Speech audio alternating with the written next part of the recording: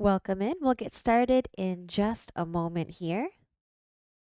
Just want to make sure that we're live. I think we are. I hope we are. Let's see.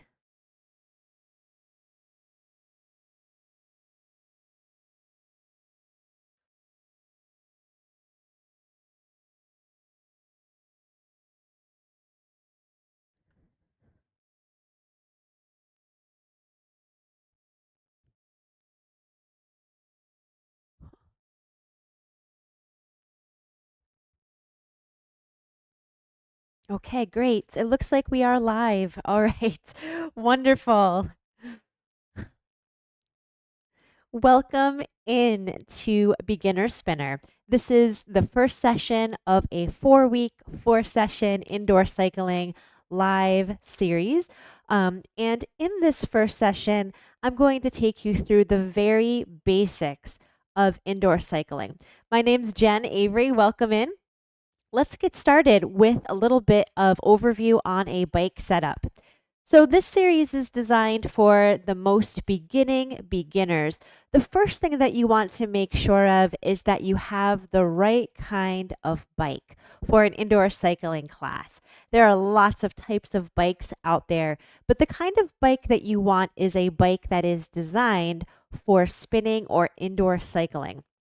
This one that I have here is a Schwinn. There are lots of options out there. Just make sure that you have the setup similar to what you see here. So not a recumbent style or anything like that. You want to make sure you have the right kind of bike. The next thing that I want to go over is your shoes, because there are two different ways that you can ride this bike with shoes. You can wear your regular sneakers, and in that case, that means that you can just slip your sneaker into the cage on the pedals, or you can change out your pedals to SPD and then buy SPD style shoes so that you can clip directly into the pedal. This is really recommended. This SPD style pedal and SPD style shoe is really recommended for indoor cycling because when you're able to clip into the pedal, you're able to pull and push with equal weight so that you're not constantly jarring your toes forward in your pedal. So that's just something to keep in mind when it comes to bike setup because it's pretty important. Next thing I want to go over before we start our ride, and our ride today will be about 20 minutes long. The other sessions will be 30 minutes, but today will just be 20 since we're focusing on bike setup. The next thing I want to go over with bike setup is setting up the saddle. When you set up the saddle, you want to make sure that you are leaving enough bend in your knees so that you're not overextending through your leg and potentially causing some injury to your knee and to your leg muscles. So it's really important that you set up your saddle correctly at the right height and forward or back enough so that you have the right symmetry for your body. The first thing that I recommend you do is just stand next to your saddle. And almost always, usually, where your hip bone is a good place to start situating the saddle. Is it going to be perfect? Probably not, but it's a good place to start. So on your spin bike, you'll have some options here to loosen or tighten some pins in order to raise or lower your saddle. So you want to go ahead and make sure that you have the saddle at right about hip bone level to begin. That's a good rule of thumb. You'll also notice on your bike that there will be a pin so that you can move your saddle back or forward. We're going to deal with that in just a moment, but first let's start with the height. Make sure that your pins are all tightened down before you attempt to get on the saddle. But once you bring the saddle to hip level, let's go ahead and clip in or climb into the cages. And let's just sit here for a moment and see how it feels sitting at this level. The first thing that I want you to do is extend one leg fully and then see how you can bend. if you can bend that knee, right? So you never want the height of the saddle to be so high that you're sort of pulled right and left as you're riding, right? You want to make sure that you can maintain a bend in the knee for the entire rotation as you're cycling, right? So if that is good, right, and that feels good, then that's a perfect height for you. However, if your knee is bending too much and you feel like you're sort of crouching in the knee, you want to maybe raise your saddle a little bit higher. So let's go ahead and work on that adjustment for the next minute or so, just trying to find a height that feels right for your legs. After that is accomplished, the next thing you want to do is adjust how forward or how back the saddle is. Now, this is going to be a really personal matter, really depending on the length of your torso and how much distance is between your body and your arm reach. A lot of factors play in here. So one thing to keep in mind when it comes to the correct position of your saddle in terms of how forward it is or how back it is, some of it is preference, but a good rule of thumb is to make sure that when you rest your hands into position 1, which we'll go over in a minute, which is just your normal position here, arms are close together, elbows are tucked, that you do have a nice bend in your elbows. So you don't want to be extended fully in the upper body, but you also don't want to be crouched so close that you're sort of leaning over the handlebars. You want to make sure that your saddle is positioned in a way that you can easily reach for the handlebars and have a nice slight ginger bend in the elbows that feels limber, right? And easy. Good. Another thing to keep in mind is that when you are on the bike and you're having those full rotations in the legs, you want to make sure if you stop here at 180 that your knee is clearly over your ankle and is not extending over your toes. So if you're too far forward, when you look down, you'll see that your knee is going over or might even be equal with your toes. You don't want that. That will put extraneous pressure on your knee, which is not good for anybody. You want to make sure your saddle is far enough back so that you can slide your hips back and your knee comes into alignment pretty much with your ankle when your feet are aligned at a 180 degree angle here. Right? So take a look at that and make sure, because that's going to give you the most power through the legs, is that alignment. As you take your rotations, you look down at those rotations and make sure all things are properly aligned and in place. Right? Good. All right. When it comes to setting up your handlebars, once you get your saddle set up, handlebars is really a matter of preference, right? Some people like to have their handlebars really high, and this can be wonderful, especially if you have some low back tensions, right? Setting your handlebars up high will allow you to stay more upright when you're in the saddle, which might be just right for you. Other people, like to set their handlebars a bit lower so that they can become more aerodynamic, especially when we're in a race pace position, which I'll explain later. Others like to keep it in a more neutral position, and I like a more neutral position for the handlebars. So you can go ahead and play with the height of the handlebars and see what is appropriate for you.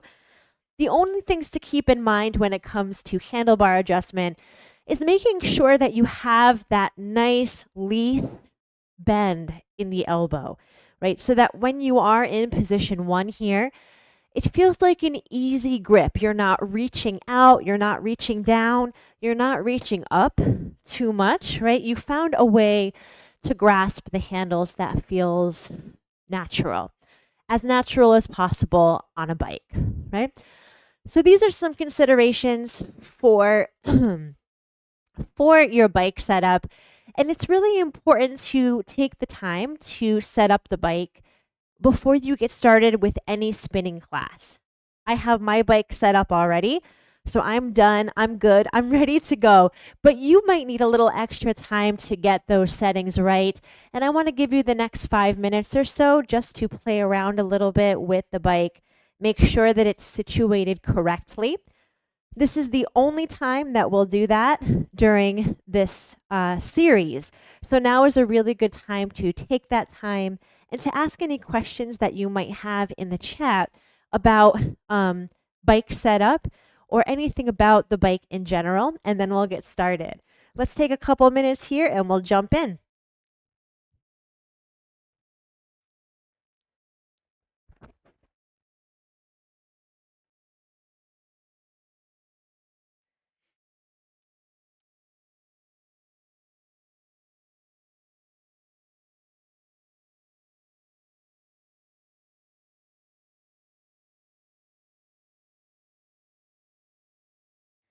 All right, I'm just taking a look at the chat here to see if there are any questions about bike setup or if anyone needs any assistance. We'll take the next couple minutes here to do that, and then we'll jump into our first ride.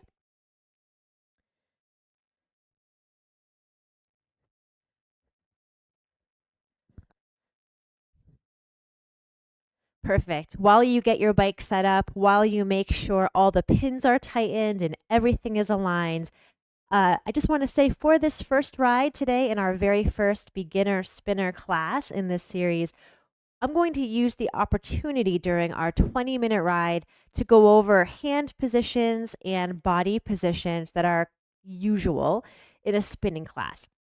So that by the time you end this spinning class, not only will you get a great workout, which is great, that's what we came for, but you'll also have a lot more knowledge about indoor cycling so that for any class that you take with anyone, you'll probably be able to pick up on those common cues that are used so that you can feel successful and confident in your spinning classes.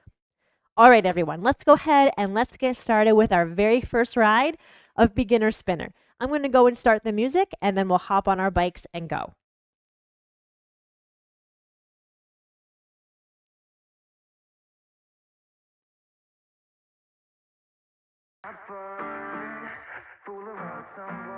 All right. Let's get on our bikes.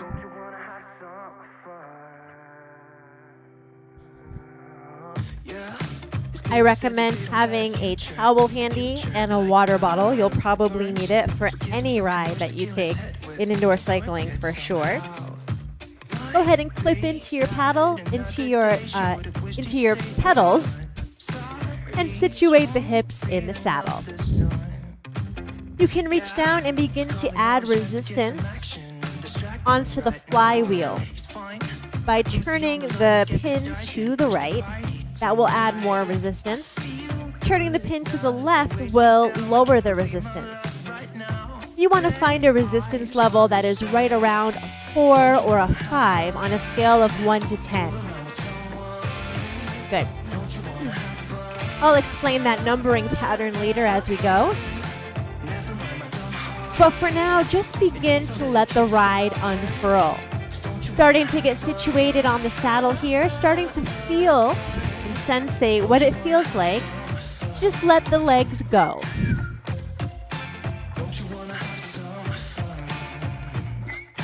Thinking about full and complete circles here. Smooth, full circles. Good. Driving through the ball of the foot, but also pressing the heel down as well.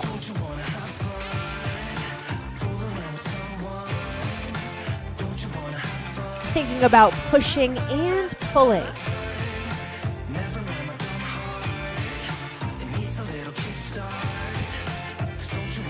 Good.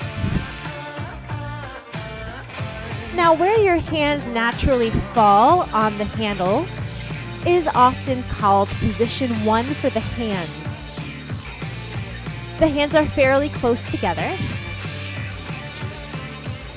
The elbows are bent. The shoulders are rolled back and down.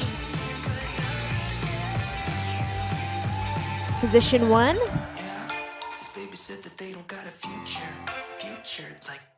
is often a seated position in the body as well.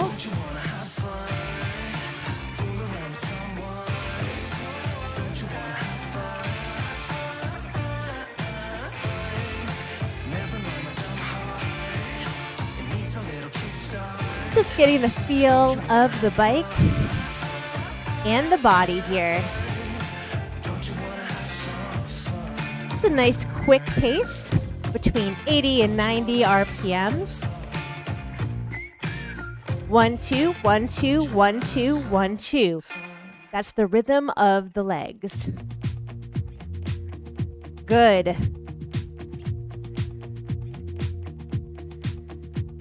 Staying in the saddle as we begin our ride.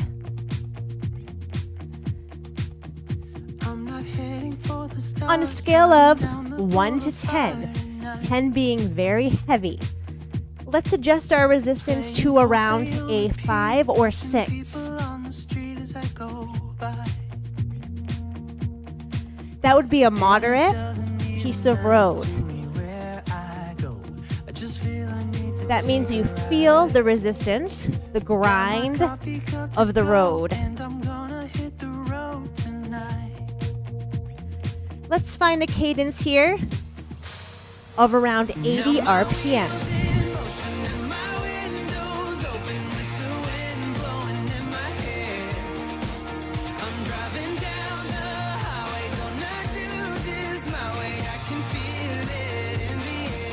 Relax the shoulders down. Keep that strong pace right here, nice and smooth.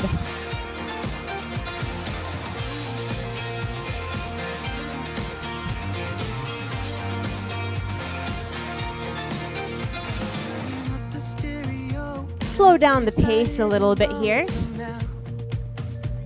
We're going to move from a slower cadence or rhythm with our feet, legs, to a faster cadence. Good. 1, 2, 1, 2.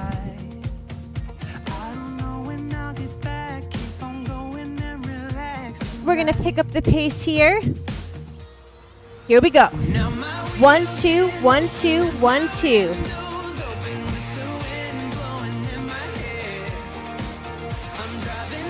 Hold that faster pace. Hold that stronger pace. Keep it coming. Here we go. 1, 2, 1, 2.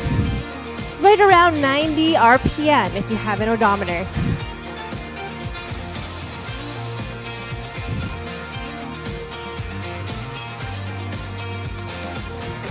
And let's scale it back to around 80. Take a breather here.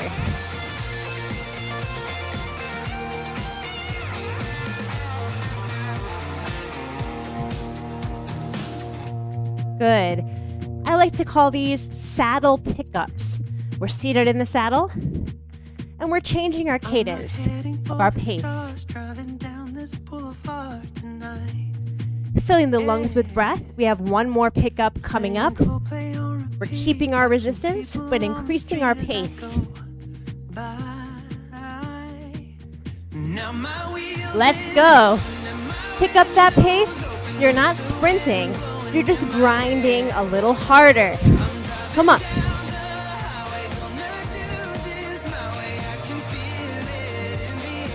One, two, 1, 2, 1, 2.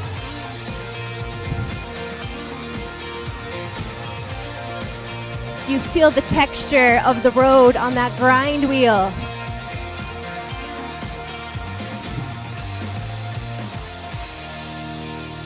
Right to the end of the song. Keep going. Good. Back it off. Slow the pace. Excellent. Right now your hands are still in position 1. If you take them wider, this is called position 2. on that long edge of the handle is position 2. Let's find position 2 here as we add some resistance. On a scale of 1 to 10, you're around a 7. So your legs begin to slow.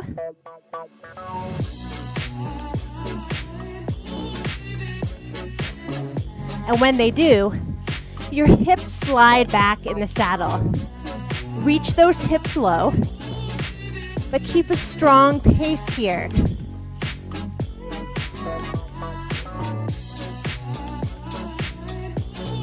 Good. Here we're going to climb out to position 3 with the body, taking our hands out to the tops of the horns and climbing up out of the saddle. We're going to stay here for a while. This is called position 3 with the hands and the body. Also called a climb out of the saddle or a standing climb. Couple things to notice here. Take the weight out of your arms by scaling your body back and reaching your hips to the back of the wall. The back of the room, I mean. Those hips are reaching back. Open your chest. Roll your shoulders back and down. Lighten the arms.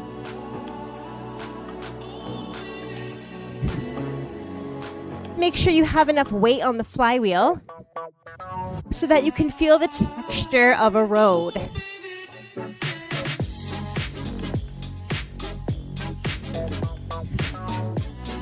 If you'd like to, reach down and add a 7.5 or an 8 on a scale of 10.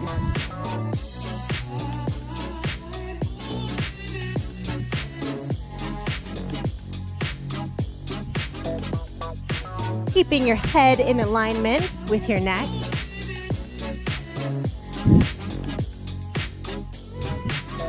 Your cadence is 1, 2, 1, 2, 1, 2. Ease it back into the saddle. Shave off the weight back to a 6. Baby, I'm a fighter, never backing down. Baby, I'm a soldier, standing my ground. So if you're gonna find me for my heart, we're gonna head back up a hill here, doing some hill intervals. Go ahead and reach down, find a 7 or a 7.5. And you might not know what that means for you today, but you will as time goes on. And it will change also as your skill changes with indoor cycling and as your endurance improves. If you try to come closer, I'ma give you some closure before you know it, it's over. Good. Right now we're in a seated position. I'm not trying to Hands are in position 1. but I will if I have to. I'ma tell you what Let's move our hands to position 2. run away. We're going to stand upright, not in a climb at third, but here we're in position 2. This is sometimes called a run or a jog or even a standing climb depending on the resistance on the wheel. In this position, our body weight is centered. Our chest is upright and proud. Our shoulders are right over our hips.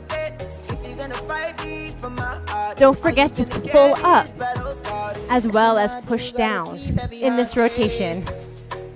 This is called position 2 with the body. From here, we're going to ease back to the saddle and then smoothly come back to a run. Try it with me. Ease back, 2, 3, 4, and run. 2, 3, ease back, 2, 3, and run. Count it out in your head. Down for 1, 2, 3, 4, and rise. from my heart? Are you gonna get these battles? Now, oftentimes, stay with it. Indoor cycling instructors like to use the rhythm of the music to motivate the ride. So hear it. Hear the music. Most music goes with an 8 count. So 1, 2, 3, 4, 5, 6, 7, 8. We like to choreograph movement with music. This is our last song of work coming up.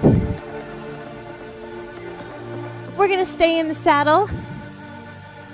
We're going to come into our final position, which is a race pace shape. This bar, these bars in the middle of your handle, are the race bars.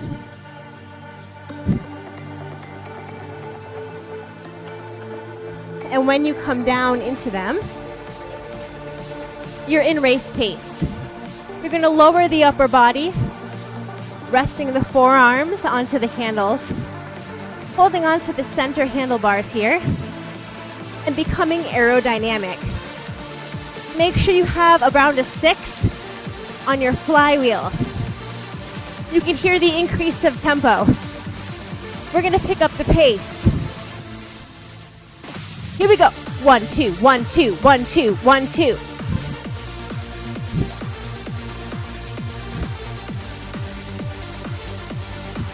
Hear the swell of the music. Match your legs. Let's go. Pick it up, pick it up.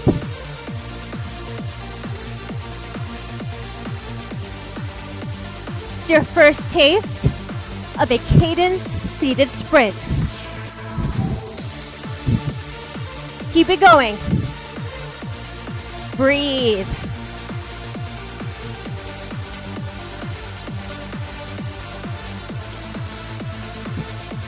You're almost there.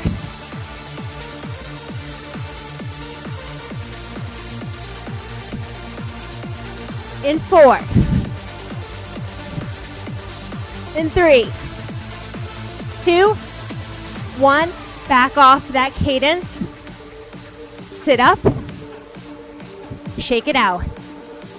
That was the work of a seated, cadence-driven sprint. We're going to do it again. Catch your breath. When you're sprinting, make sure you have enough weight on your wheel so that you're not bouncing. Dial it in. Let's go. Pick it up. Doesn't have to be super fast.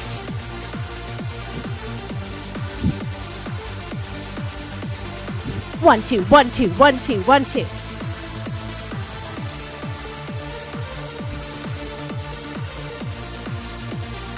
Dig into it. Breathe.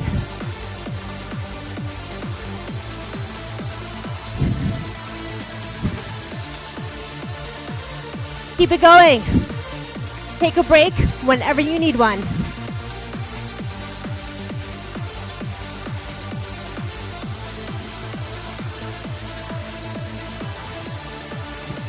Yes, you can do it.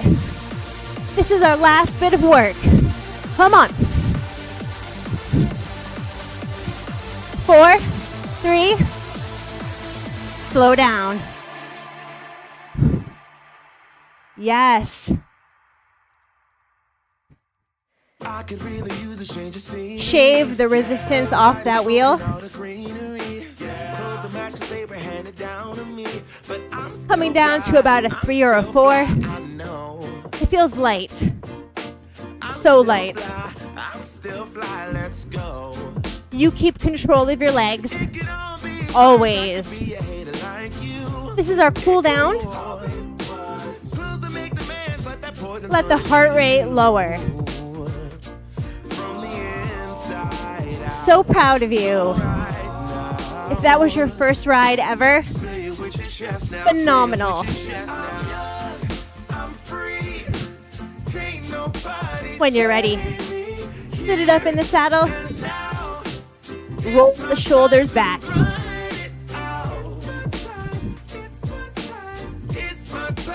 Inhale the arms up. One more time. Good. Take one arm across the chest for a shoulder stretch. Dip that ear to the opposing shoulder. And switch it up.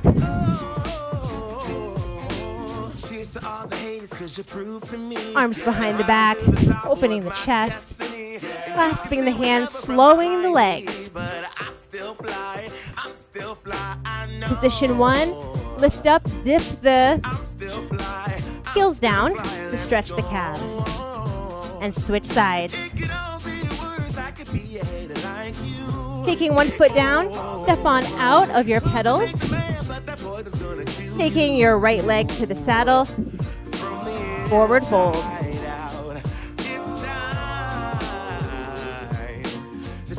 Swinging the right leg behind you, quadricep stretch. Squeeze those knees together. Take the right leg across the left knee, sitting back into the hips.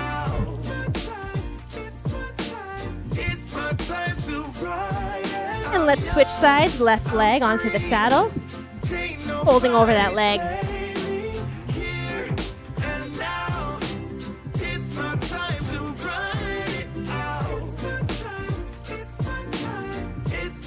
Swinging that left leg behind, quadricep stretch.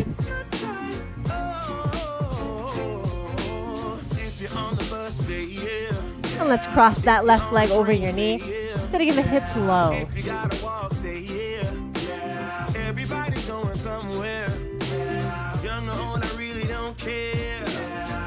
Rolling all the way up. Let's take a big inhalation. Coming down, hands on knees. Nice. Rolling up the upper back and exhaling, flattening the back. Rolling up halfway and flattening. Rolling all the way up here. Taking your right leg behind you, pushing your heel to the floor for a calf stretch. Rotating those hips forward. Good.